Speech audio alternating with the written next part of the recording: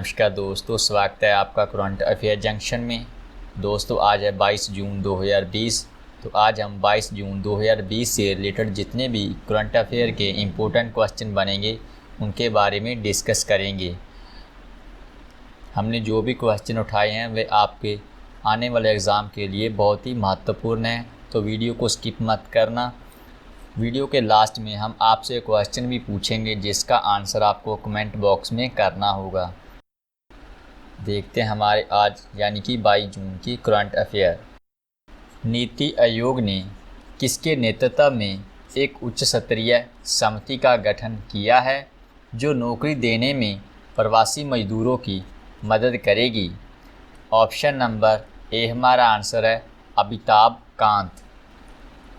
नीति आयोग यानी कि national institution for transforming India आयोग ने अपने सीईओ अमिताभ कांत के नेतृत्व में गूगल, माइक्रोसॉफ्ट और टेक महिंद्रा जैसी प्रौद्योगिकी कंपनियों के अधिकारियों की एक उच्च स्तरीय समिति का गठन किया है।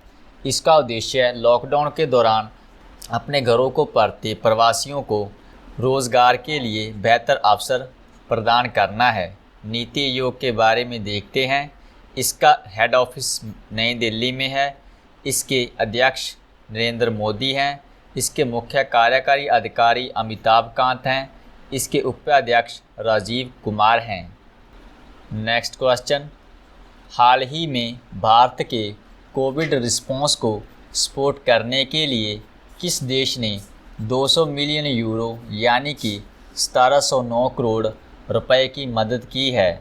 ऑप्शन नंबर ए हमारा आंसर होगा फ्रांस। फ्रांस और भारत ने सामाजिक कल्याण प्रणाली और भारत की कोविड के विरुद्ध लड़ाई के समर्थन करने के लिए 200 मिलियन यूरो का एक क्रेडिट वित्त पोषण समझौते पर हस्ताक्षर किए हैं। भारत को AFD यानी कि फ्रेंच डेवलपमेंट एजेंसीज फ्रांचीजी द डेवलपमेंट के माध्यम से यह फंड प्रदान किया जाएगा। AFD यानी कि एजेंसी फ्रेंचाइजी द डेवलपमेंट के बारे में देखते हैं। इसके प्रेसिडेंट, इसके अध्यक्ष लॉरेंस तुबियाना हैं। इसके महानिदेशक रेमी रियोक्स हैं। इसका हेड ऑफिस पेरिस फ्रांस में है। फ्रांस के बारे में देखते हैं। यह यूरोप में स्थित है। इसकी राजधानी पेरिस है। यहाँ के प्रेसिडेंट एमेनुअल मैक्रोन हैं और यहाँ की करेंसी यूरो है। हाल ही में RBI ने PMC बैंक ग्राहकों के लिए निकासी की सीमा को बढ़ाकर कितने रुपए तक कर दिया है? ऑप्शन नंबर बी हमारा आंसर है 1 लाख रुपए। भारतीय रिजर्व बैंक ने पंजाब और महाराष्ट्र सहकारी बैंक से 50,000 रुपये से 1 लाख तक की निकासी की सीमा बढ़ाई है, लेकिन बैंक पर रोक को अगले 6 महीनों के लिए बढ़ा दिया गया है। RBI ने इसके अलावा 4 अन्य बैंकों की निकासी सीमा भी बढ़ाई है जिन पर पहले बैन लगाया हुआ था। इनमें से है Kerala mercantile cooperative bank limited Kozhikode Kerala में, दूसरा बैंक है हिंदू कोऑपरेटिव बैंक लिमिटेड, तीसरा है श्री गुरु राघवेंद्र सहकारी बैंक और चौथा है युवा विकास सहकारी बैंक लिमिटेड। RBI के बारे में देखते हैं। इसके राज्यपाल शक्तिकांता दास हैं। इसका हेड ऑफिस मुंबई में है। इसकी स्थापना 1 अप्रैल 1935 को कोलकाता में ब्रिटिश सरकार द्वारा की गई थी।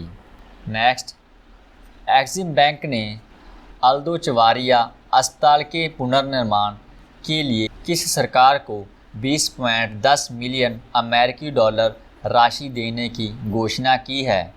ऑप्शन नंबर ए हमारा आंसर होगा निकारागुआ गणराज्य।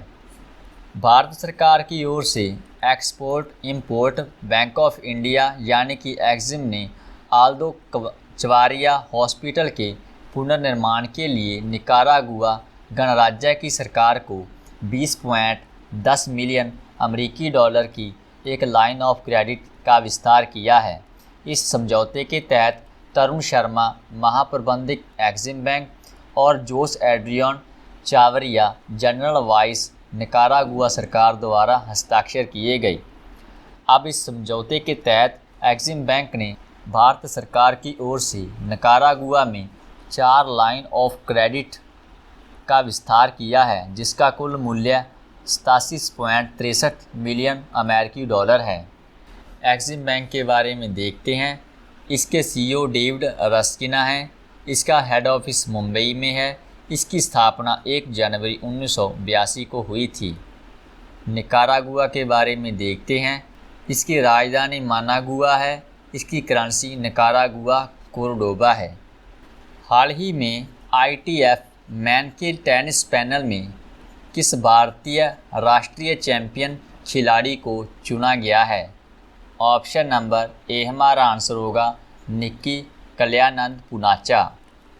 अंतर्राष्ट्रीय टेनिस महासंघ ने ITF विश्व टेनिस टूर पुरुष पैनल के सदस्य के रूप में भारत के 25 साल के निक्की कल्याण पूनाचा को नियुक्त करने की घोषणा की है। वह अपने समकक्ष चीनी ताइपे के TI चेन के साथ एशिया ओशनिया क्षेत्र का प्रतिनिधित्व करेंगे। अंतर्राष्ट्रीय टेनिस महासंघ के बारे में देखते हैं। इसका head office London United kingdom में है। इसके सदस्य देशों की गिनती 211 है। इसके प्रेसिडेंट डेविड हैंगर्टी हैं। इसकी स्थापना 1 मार्च 1913 को हुई थी।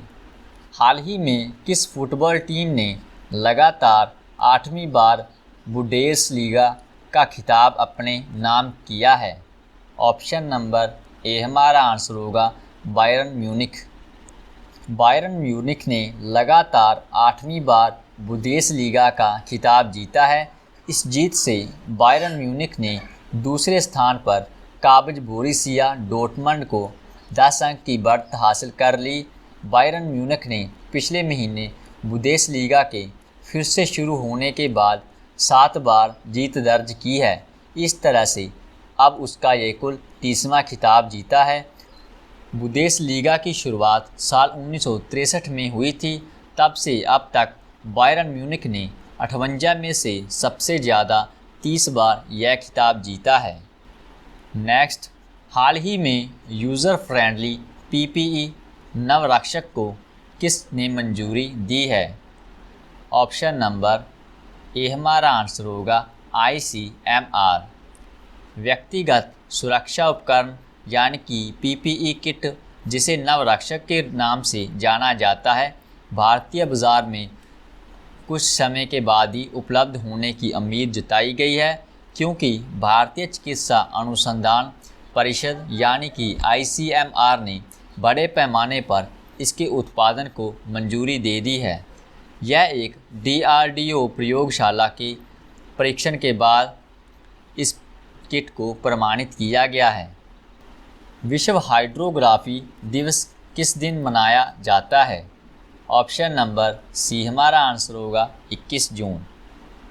विश्व भर में 21 जून को विश्व हाइड्रोग्राफी डे मनाया जाता है। यह दिन हाइड्रोग्राफर के काम और हाइड्रोग्राफी के महत्व के बारे में जागरूकता फैलाने के लिए मनाया जाता है। इंटरनेशनल हाइड्रोग्राफिक ऑर्गेनाइजेशन ने इस दिन को 2006 से हर साल 21 जून को मनाने का फैसला किया था। विश्व हाइड्रोग्राफी दिवस 2020 का विषय हाइड्रोग्राफी अनेबलिंग ऑटोनोमियस टेक्नोलॉजीज था। अंतर्राष्ट्रीय योग दिवस कब मनाया जाता है? ऑप्शन नंबर डी हमारा आंसर होगा 21 जून। संयुक्त राष्ट्र महासभा में 2014 में योग दिवस को मान्यता मिली थी और 2015 से 21 जून को प्रतिवर्ष यह अंतर्राष्ट्रीय योग दिवस मनाया जाता है। योग एक शारीरिक, मानसिक और आध्यात्मिक अभ्यास है जो भारत में उत्पन्न हुआ था। योग शब्द संस्कृत से लिया गया है, जिसका मतलब है शरीर और चेतना के मिलन का प्रतीक। योग दिवस 2020 के अंतर्राष्ट्रीय दिवस का विषय yoga for health, yoga at home था। विश्व संगीत दिवस हर साल किस दिन मनाया जाता है? ऑप्शन नंबर डी हमारा आंसर होगा 21 जून। प्रत्येक वर्ष विश्व संगीत दिवस 21 जून को मनाया जाता है। यह एक वार्षिक उत्सव है जिसकी स्थापना 1981 में जैक लैंग और मॉरिस फ्लीट ने की थी। इस दिन संगीतकार पार्कों, संग्रहालयों, ट्रेन स्टेशनों, महल आदि में मुफ्त में प्रदर्शन करते हैं, लेकिन इस साल कोरोना वायरस की वजह से इस दिन को घरों के अंदर ही मनाया गया। नेक्स्ट, हाल ही में किस देश ने बांग्लादेश से निर्यात के 97% के लिए टैरिफ छूट की पेशकश की है? ऑप्शन नंबर बी हमारा आंसर होगा चीन। बांग्लादेश को लुभाने के लिए चीन ने 1 जुलाई से 97% बांग्लादेशी उत्पादों के लिए टैरिफ छूट की घोषणा करके देश के व्यापार को बढ़ावा दिया है। बांग्लादेश की प्रधानमंत्री शेख हसीना और चीनी राष्ट्रपति शी जिनपिंग ने कोविड-19 महामारी के दौरान अपने द्विपक्षीय संबंधों को उन्नत करने के लिए आयोजित बैठक के बाद यह फैसला लिया गया है। बांग्लादेश के बारे में देखते हैं। यह देश दक्षिण एशिया में स्थित है। इसकी राजधानी ढाका है।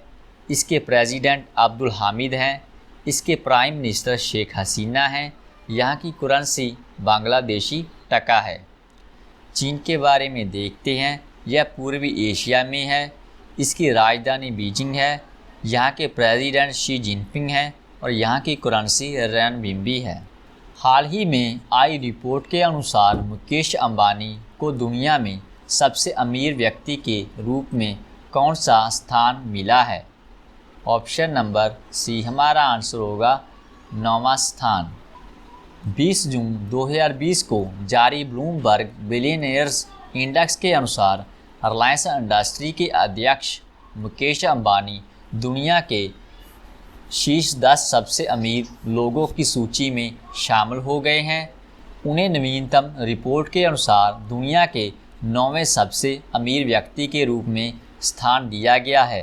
अंबानी की कुल संपत्ति 20 जून तक $64.5 बिलियन हो गई है, जिससे वह शीर्ष 10 सबसे अमीर लोगों की सूची में शामिल होने वाले एकमात्र एशियाई टाइकून बन गए हैं। इसके अलावा 160 बिलियन अमेरिकी डॉलर की कुल संपत्ति के साथ अमेजन के CEO जेफ बेजोस अभी भी दुनिया के सबसे धनी व्यक्ति हैं। उसके बाद बिल गेट्स 112 बिलियन अमेरिकी डॉलर के साथ दूसरे स्थान पर हैं और मार्क जुकरबर्ग 90.6 बिलियन डॉलर के साथ तीसरे स्थान पर आते हैं। नेक्स्ट, अगस्त 2021 के लिए संयुक्त राष्ट्र के अध्यक्ष के रूप में कार्य कौन करेगा? ऑप्शन नंबर ए हमारा आंसर होगा भारत। भारत अगस्त 2021 के लिए संयुक्त राष्ट्र के अध्यक्ष के रूप में कार्य करेगा। भारत को हाल ही में सुरक्षा परिषद के गैर स्थायी सदस्य के रूप में चुना गया है। यह मेज़बानी भारत के पास 1 महीने के लिए होगी, क्योंकि संयुक्त राष्ट्र के जितने भी मेंबर चुने जाते हैं उनके पास 1 महीने के लिए इसकी अध्यक्षता होती है। 1 जनवरी 2021 से शुरू होने वाले 2 साल के कार्यकाल के लिए भारत के अलावा नॉर्वे, मैक्सिको, आयरलैंड और कीनिया को 17 जून 2020 को संयुक्त राष्ट्र सुरक्षा परिषद का एक गैर स्थायी सदस्य चुना गया है। संयुक्त राष्ट्र के बारे में देखते हैं। इसका हेड ऑफिस न्यूयॉर्क, अमेरिका में है। इसकी स्थापना 24 अक्टूबर 1945 को हुई थी। इसके महासचिव एंटोनियो गुतेरस हैं। अब लास्ट में हमारा क्वेश्चन है, हाल ही में विश्व बैंक ने किस देश को 1.05 बिलियन अमेरिकी डॉलर देने की घोषणा की है? तो दोस्तों, इस क्वेश्चन का आंसर आपको कमेंट बॉक्स में लिखकर देना होगा। दोस्तों, हमारे साथ बने रहने के लिए हम आपका बहुत बहुत धन्यवाद करते हैं। Thank you very much.